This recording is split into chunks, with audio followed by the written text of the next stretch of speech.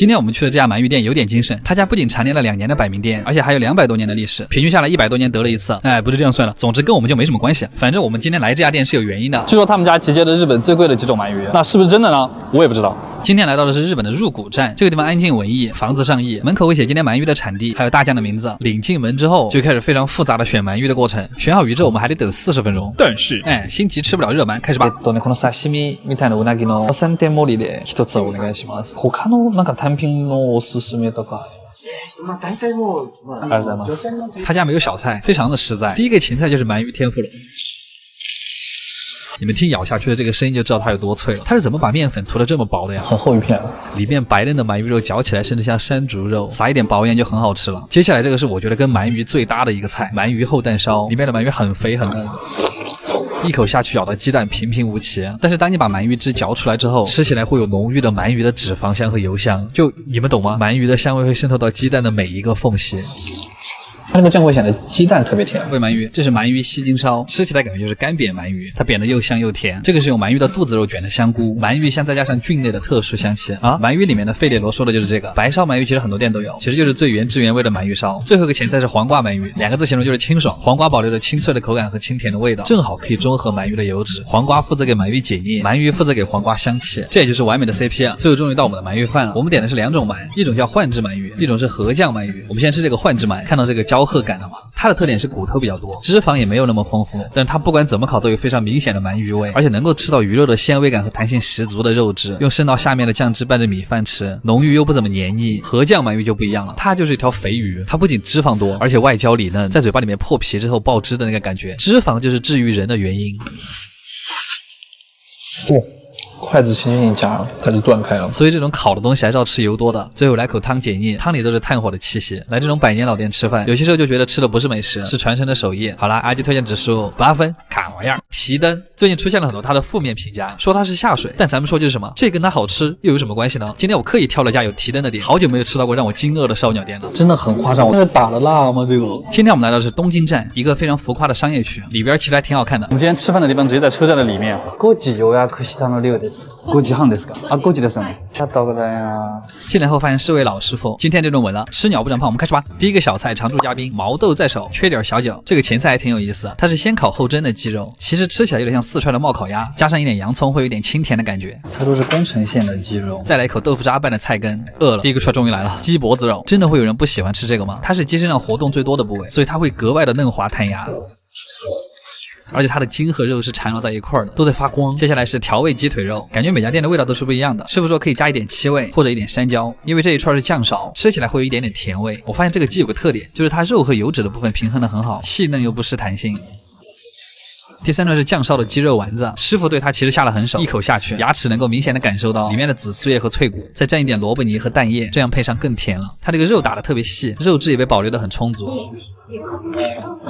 肉里的油水真的很适合夏天，但是脸上的油我们还是算了吧。继续下一串，真的很夸张，我第一次见到这样的鸡肝。如果有鸡肝选美大赛的话，它可能估计会荣获第2名。它像一块打磨好的鳕鱼，吃进去的感觉也是表皮 Q 弹，破开之后里面的干香会像液体一样涌入你的口腔。它里面是流心的，最近吃到过最好的鸡肝。再吃一串烤番茄缓一下，上面是一层厚厚的芝士，甜而不腻，而且盘子下面的芝士番茄汁还挺好喝。接着是一碗烤的包酱豆腐，上面淋的鸡油，有点像吃肉又有点像吃油豆腐，整个豆腐都被肉香包裹着。然后就是我们的提灯了，也是我来这家店的理由。它卵巢部分的肉挂得很足，卵巢不同于别的内脏，吃起来特别的有韧劲，再加上这颗超大的爆珠在你嘴巴里面炸开，蛋液没有腥味，反而是一丝清甜，口感立马丰富了。所以提灯好不好吃，我真的推荐大家自己试一下。最后一串是烤鸡翅，每次我都特别享受牙齿穿过那层厚厚的鸡皮，再咬到肉里面那个肉汁四溢的感觉。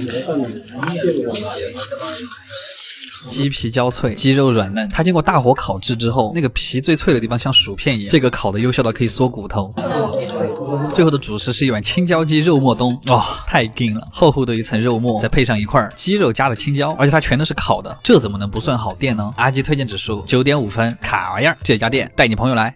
我到现在都不懂为什么会有3300万人看着我买龟儿子的视频，我也不知道他火的点在哪儿，但是无所谓，又到了想做那件一直很想做的事儿的时候了。今天正好又是迪士尼最忙的一天，夏日限定发售的日子。我懂了，迪士尼虽然坑我们的血汗钱，但是有些时候它还是有道理的。大概可能maybe吧。今年的限定就是这个，你们觉得好看吗？好看的话跟我也没什么关系。今天我们的目标只有一个，无论新品还是老款，把能买到的所有的龟儿子都接回家。至于要花多少钱，这个我们最后再说吧。首先迎面走来的是我们的手帕风筝，非常的想轻微吐槽一下这个价格，它只是印了一个图案，可以卖这么贵，还是歪嘴的。喜欢你没道理，进去吧。第一个就感觉不太对劲，然后旁边这个是新到的零食包，我好像没看错，它还卖1700，牛逼啊！进去吧你。接着是原版的人偶，没有服装的版本。呆滞，这个金鳄，这个是哑脸，这个可爱。不要觉得搞笑，一定要挑个脸好的。接着是小龟龟，这个基本上不用怎么挑，因为脸太小了，都差不多。这个是新品，抱抱数据线，还不能单买。它这个是那种盲盒的那种饭，真有你的呀，米老板，但肯定有它存在的意义。进去吧你。然后是挂饰，它那个质感还不错。这个咱们就是说它有点母，但是母就母吧。然后是这个，今天我觉得全场最可爱的新品，它是一个手套布偶，乖惨了，这个真的是可爱到没有章法了。再加上我们有2只手，那就买2个吧。请问谁会买这个0.5毫米中性笔啊？哼，好笑啊，无语。旁边还在卖这个20周年纪念款的点心盒，买，然后一眼锁定了旁边的柜子。它属于是一只睡觉的女明星，但这个睡觉的达菲就很可爱了。睡觉的达菲和睡觉的儿子，就当给儿子找个睡伴。你就没什么事儿了。这个是新到的夏日水果糖，我什么时候才能有这个新款的玩偶？最后回过神来买了这么多，这个，但是结账一看好像没有很多。快乐的同时，我还留了一个小彩蛋，给儿子买了件新衣服，因为一直没有新款，所以就买了一件别人的，刚好合适。慈母手中线，游子身上衣，好看吧？